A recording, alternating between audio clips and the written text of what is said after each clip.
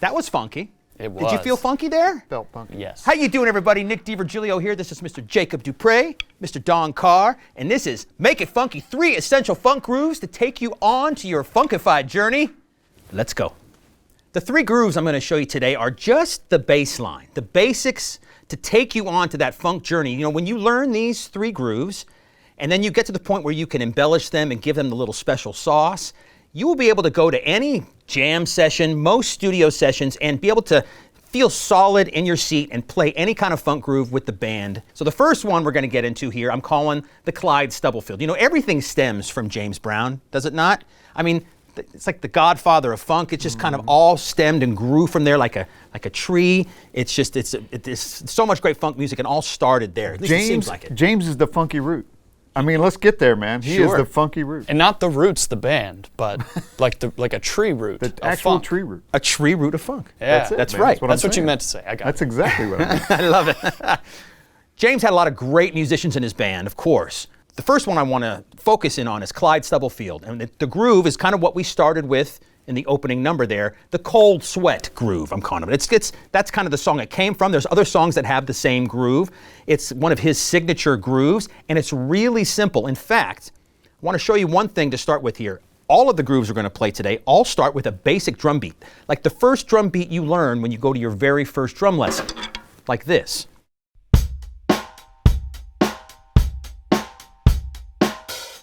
Eighth notes on the hi-hat, 2 and 4 on your snare drum, 1 and 3 on your kick drum. 1, 2, 3, 4, 1, 2, 3, 4. It all bases from that. So, if you can play that, you can be funky. You can play most funk grooves. Now, the Cold Sweat groove displaces a couple of beats. It utilizes a lot of the ands, 1 and 2 and 3 and 4 and, to give it that funky feeling.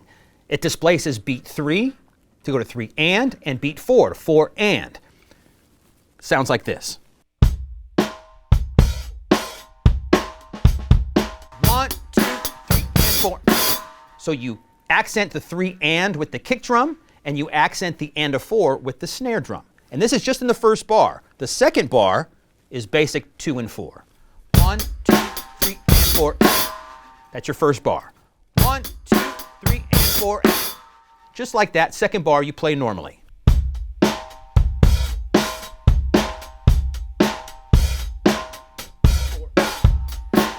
See? 1, 2, 3, and 4.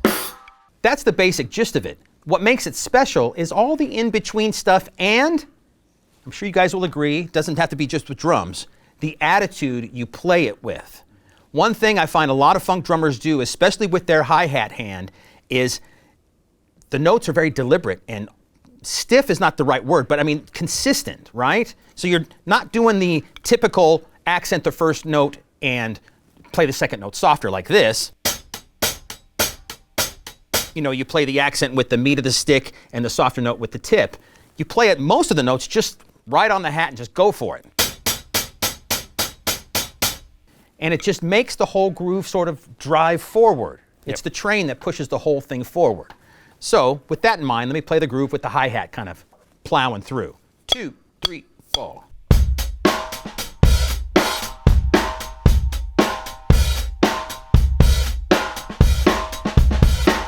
Okay, just these little nuances make the groove kind of have a little more life. Do you agree? Right, I do. absolutely. It's the spacing of the accents. Exactly. You know, and those are the accents, the open hat. Then, to give it the special sauce, my lingo, the special sauce to this whole groove is the ghost notes, the in-between stuff. One thing I want to point out, when you're playing ghost notes, you can get really technical and difficult with these things, but the basic gist of it is you're just doing back and forth, like single strokes. Okay? It's not hard. There's no doubles going on with anything. So you add some of these ghost notes on the in-between spots where you're not playing, sort of like this. 2, 3, 4.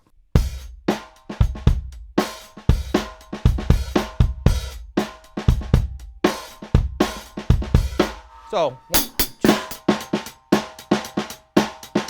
See, just the opposite of your right hand. Right, left, right, right, left, right, right, left, right. And if you can play those ghost notes nice and soft, so the accents, the backbeats really stand out, you're going to give the groove a nice swelling effect that really kind of propels forward and makes people want to dance, right? Gives it a lilt, man. Fellas, groove with me on the basic groove here. Ready? 1, 2, 3.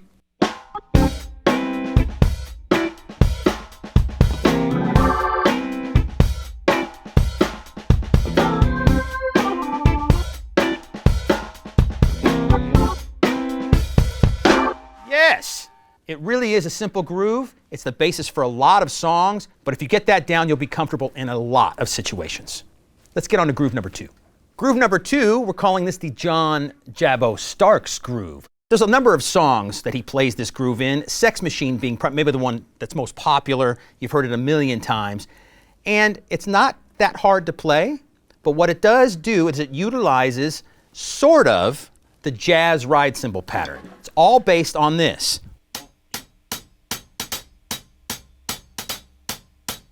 One, two, three, and a 1, 2, 3, and, you know. Right? But he just makes it funky, which is the title of this video. Ah, did you know that? perfect. I did. I think you did. Wow. Okay. Fellas, Yeah. I'm ready to do my thing. Yeah. Can I do my thing? Yeah. Yo, moving it, Yeah. grooving it, you know. Dabba, dabba. Here we go. 1, 2.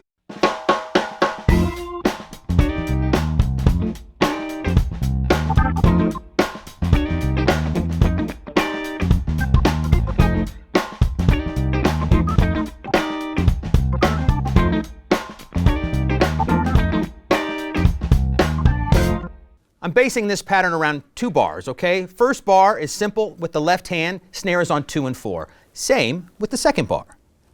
First bar, same as the second bar, wash, rinse, and repeat. For the kick drum on the first bar, it's pretty simple, just 1 and 3. On the second bar, you add a little bit of the ands, so the 3 and 4 and, to lead you into the 1 of the first bar again. So like this, I'll just play the right foot and the left hand. 2, 3, 4.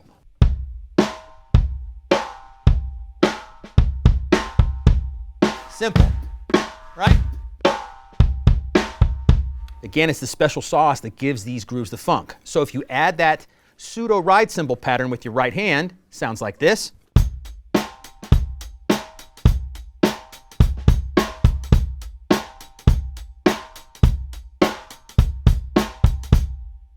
You know, that could be a groove for any sort of pop song. You can use that in a number of different places. But then if you add a little bit of the left hand sauce, some of the ghost notes, the in-between notes, you get the funky, the attitude in the groove. 2, 3, 4.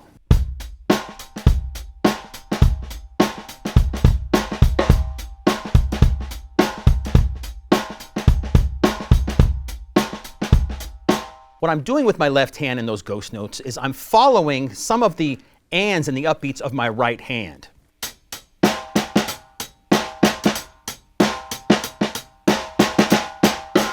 If you follow your right hand, but play those notes softly, you really give a lot of kind of fun life to the groove.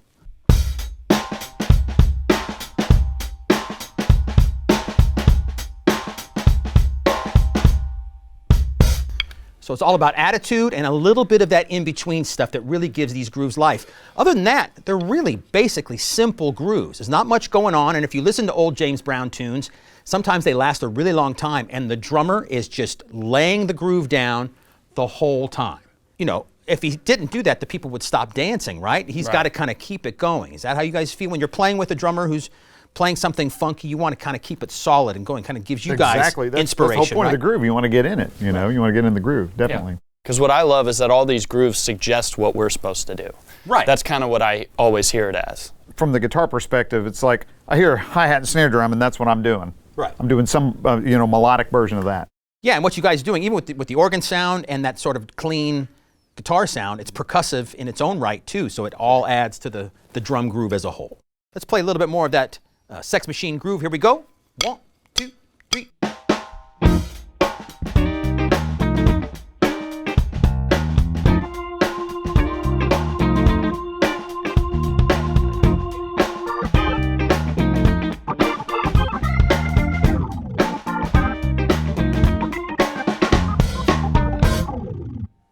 One last thing I'll say about the Jabo Starks groove is if you swing it a little bit, it really gives it a lot of life. Not so straight, this one. A little bit swung. The Cold Sweat groove from Clyde Stubblefield, nice and straight and consistent. And that's what makes both drummers who they are. They're a little bit, they're two different people. So that little bit of nuance, that little bit of sauce gives both grooves just a lot of fun life. The third groove I want to talk about in today's video is the rock funk groove. This is just stems from a basic rock beat like all the grooves do here. But what makes it special in today's video is the doubles on the right foot. If you could do it well, boy, it really just grounds the one. It's all about the one. You hear James Brown talk about the one. You want to get back to that bar one, beat one solidly every time. So doubles on the right foot. The first beat is definitely heard, but it's softer than the main beat, the one that's the downbeat. And it comes at the end of the bar.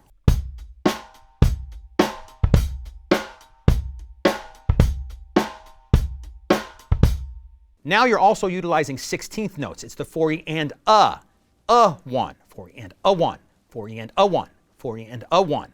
Okay, nice and solid on those 16th notes. Get back to the 1, and you got your rock funk groove. 2 and 4 in your left hand, 8th notes in your right hand, and it sounds something like this. Ready? 1, 2, 3.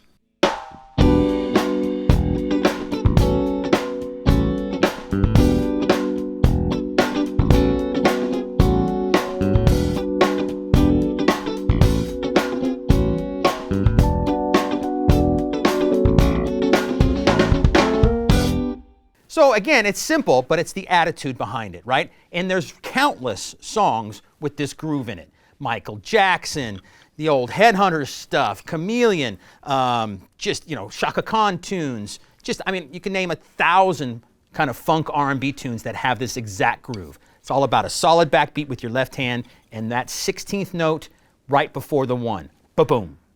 Ba-boom, and you have a funk rock groove. Let me quickly talk to you about the sound you need to make good funk music. Well, the way I think about things is that there really should be no rules, but there's things that people have done in the past.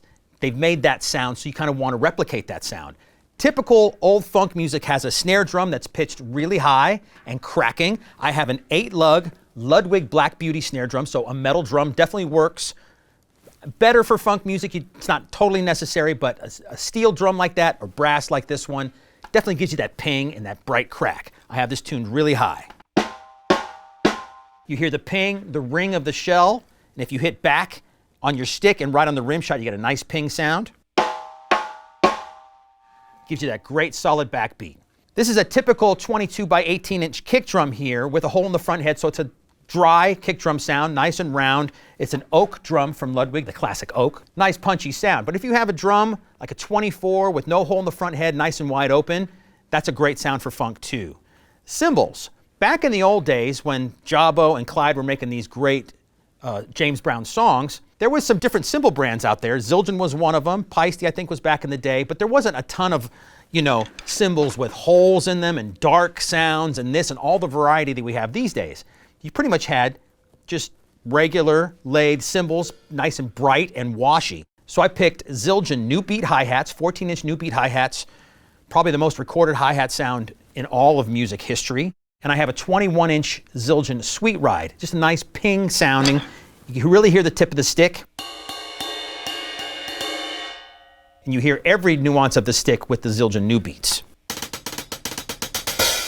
Bright, crisp, and precise. Another way to get even more crispiness to the sound is grab some sticks with nylon tips, okay? I have Vader classic 5B wood tips and the same classic 5Bs with nylon tips. And it just adds that tiny bit more crispiness to the sound, like this. 2, 3.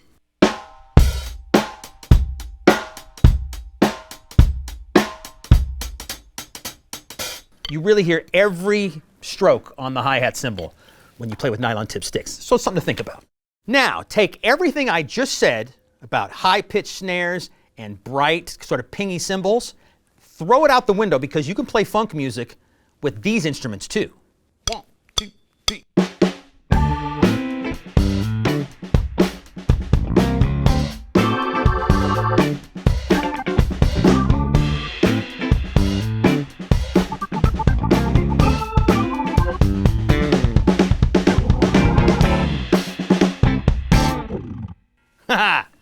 Sounds great. Again, change it up. I have Byzance extra dry cymbals here, a 22-inch extra dry medium ride and 14-inch extra dry hats. And I have a big fat snare from Big Bang on the snare drum. Totally different sound than what I had previous, but it's still as funky as ever. So, you know, I just wanted to give you a sound option to think about. You don't have to always do it the old school way. You can kind of make up your own sounds, utilize stuff in your house or your studio, and just get as funky as you want with what you have.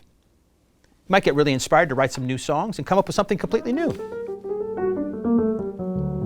While the fellas are playing this beautiful music behind me, I want to tell you about all the great gear we're using for this video today. Everything is going through these RME interfaces, the 12 mic into the UFX Plus, on into Pro Tools.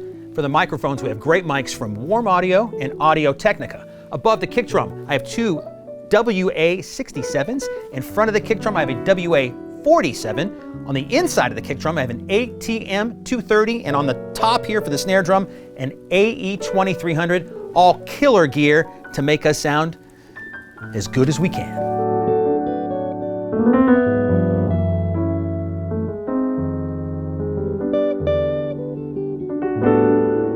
Donovan, so serious. Oh, yes. Beautiful, guys. Thank you.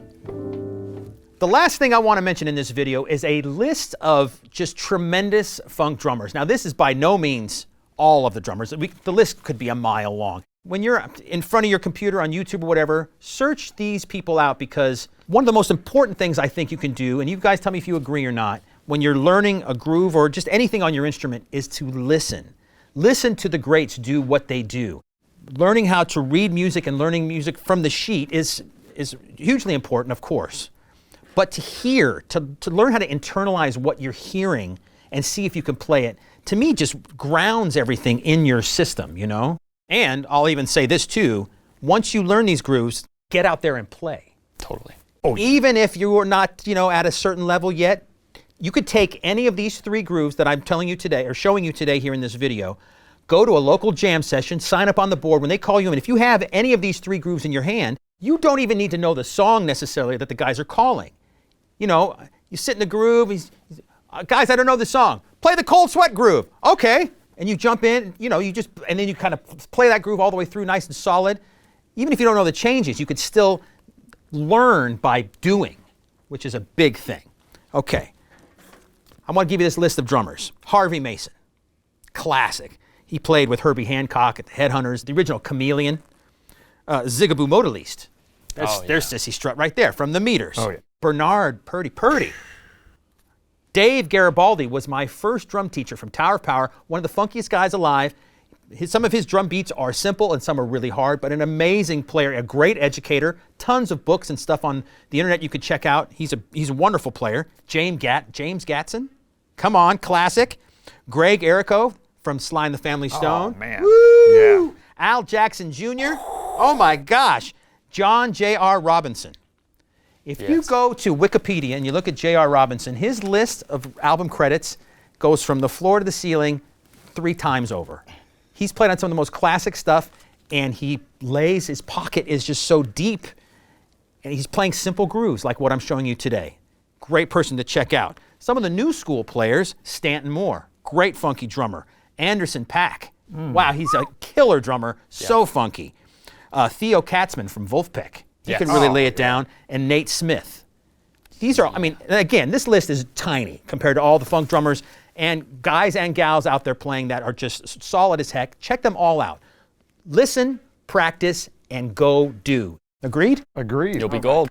Thanks so much for hanging out with us today, everybody. We had a great time playing for you. Take these 3 grooves. They're simple. Build on them. They are the base for your funkified journey. Play them, practice them, listen to all these great drummers we told you about, and get out there and play with your friends. Go to jam sessions. You can really build upon these grooves and have a great time playing with them. If you want to check out any of this gear, talk to your Sweetwater sales engineer, and we'll see you again soon. Want to play some more, fellas? Let's do it. Let's do it. 1,